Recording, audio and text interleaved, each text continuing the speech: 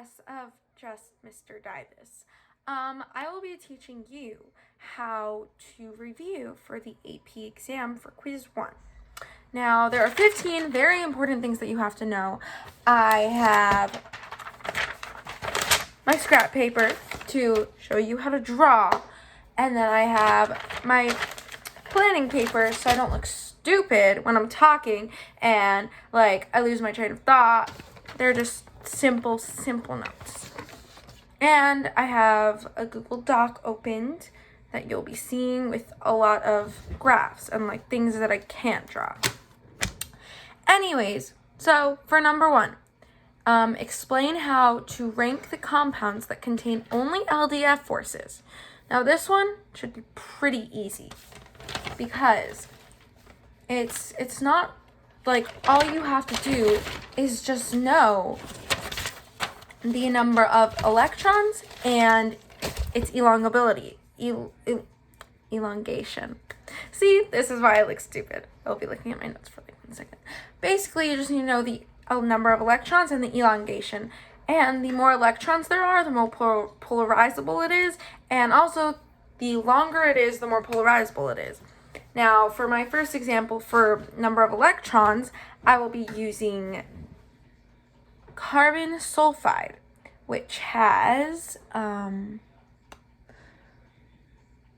36 electrons, and I will be comparing it to carbon dioxide, carbon disulfide, and carbon dioxide, which has 20 electrons. Now, obviously, carbon disulfide is more, has a stronger IMFA, intermolecular force, I can't speak. I'm so sorry, Mr. Davis. So, anyways, carbon disulfide has a stronger intermolecular force because it has more electrons. So, by having more electrons, it makes the boiling point, it makes it have a higher boiling point and a higher melting point and a higher vaporization point. Now, next, another example for the elongation, this is what I have my Google Doc for, is basically I have methylpropane versus butane. Now, butane has a boiling point at 1 Celsius, -1, and methylpropane has a boiling point at -117. Now, methylpropane has a higher boiling point because, or technically it's a lower boiling point, but whatever, because this is longer, thus making it more polarizable than this. So it has stronger intermolecular forces, thus having a higher boiling point. Oh, so yeah, technically, yeah, it did have a higher boiling point. Anyways, now moving on to the next thing that everyone must know before taking their AP exam. The 3 ways that you can test what type of bond it is with just getting a few simple information. Now, the first question that you must ask is whether or not it conducts electricity. If it conducts electricity, then it's metallic, but if it doesn't, then we have to move on to our next question, which is testing testing the melting points. And if the melting point is less than 100, then it is a nonpolar covalent. So, if it's less than 100, then it's nonpolar covalent. However, what if it's not less than 100? Then we move on to the next question, which is if the solution of a solid conducts is solution of solid conductivity. Now, if yes, then it's ionic. But if it's no, then it's polar covalent. Yay! We know how to get all our things we know how to get all our IMFAs, to see how it connects by just having a few questions, a little bit of information. We can do that. Now, number 3. How can you find the number of valence electrons and the charge of an element from the table of successive ionization energies? Honestly, I apologize that I can't speak, but this is my favorite. This one we go back to our Google Doc, which is right here. Now this is boron. So boron in the periodic table is right here. Okay? So boron is number 5, and it has 3 valence electrons. Now we can figure that out. We can figure out that the element is boron by seeing here. So this is the first. Oh no, this is how much protons it has. This is the first ionization energy. Then it goes to the second, which is like about doubling it. Then it goes to the third, which is also about adding another 1,000, which isn't such a big jump. But then we have the fourth, which jumps like almost more than 3 times. So basically, if it jumps more than 3 times, then that's where the ionization energy, like that's where the valence electrons are, so you can discover which like period it's in, no, group it's in. And the reason why it jumps is because basically when it goes to it takes its valence electrons, takes its other valence electron, takes this third, then when it takes all the valence electrons, we're starting to get a lot closer to the nucleus, which means that if it takes the valence electrons from, like, it's closer to the nucleus, so the nucleus is pulling it closer to itself, so it's a lot harder to get the electron, so that's why it requires more energy. Now next is going to be, what are the 2 criteria used to rank the force of the force of attraction in an ionic compound? Now, there's a simple formula. It's Q1 times Q2 over R squared. Now, Q1 is the force, like the charge, times Q2 over R squared, which is the radius squared. So basically, if I have Q1, like let's say I have Zn 2 plus, or and Ca 2 plus. Now, they both have the same charges, so we don't need the top. We don't need the charge. It doesn't matter anymore. However, they have different radiuses.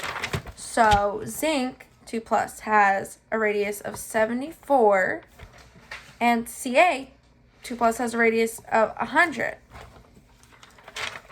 So the bigger the radius is, the smaller the force of attraction is. Because basically, when you have this, it's basically, let's just say that the charge is 1, because it's the same thing. So it'll always kind of be 1.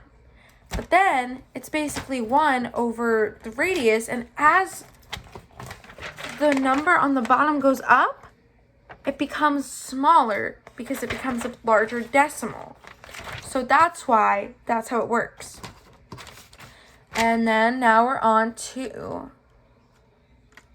draw a diagram that shows the intermolecular force. Ooh, I like this one. So basically, I'm going to be showing the intermolecular forces, which are I'll just explain it in the diagram. Let me just draw my water diagram first. H2O.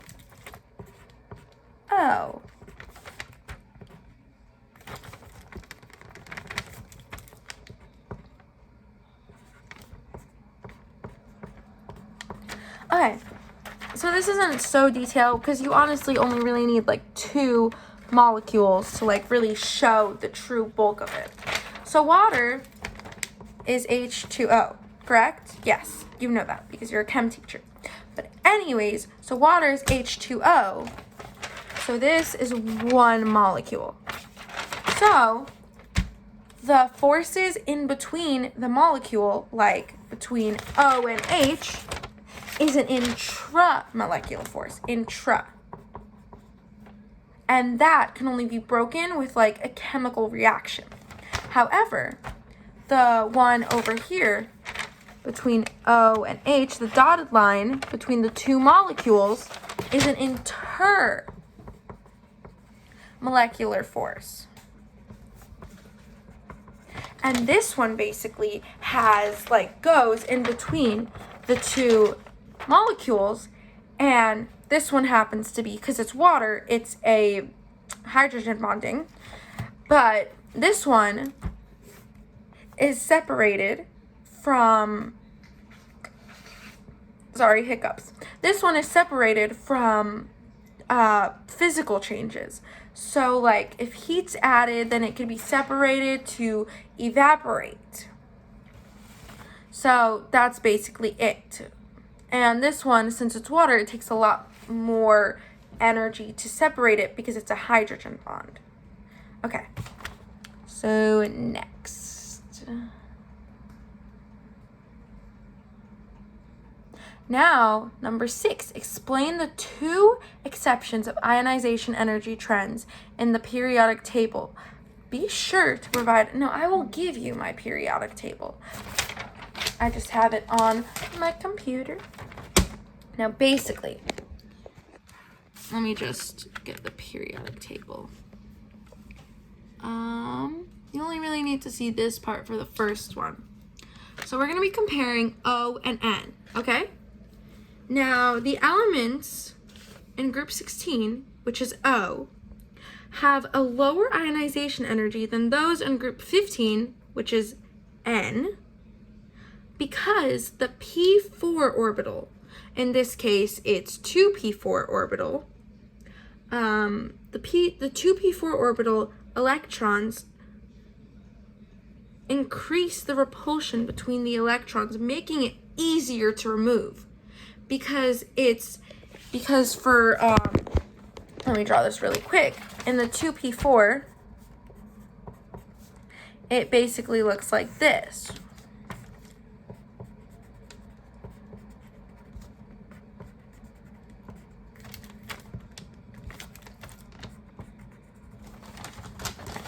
Right? This is for O. You see the 2? Yeah. As opposed to this for N, which is just 3. So it's adding another electron, which is pulling it closer together, which makes it, like over here, it's a lot harder to take it out. And now for the next example,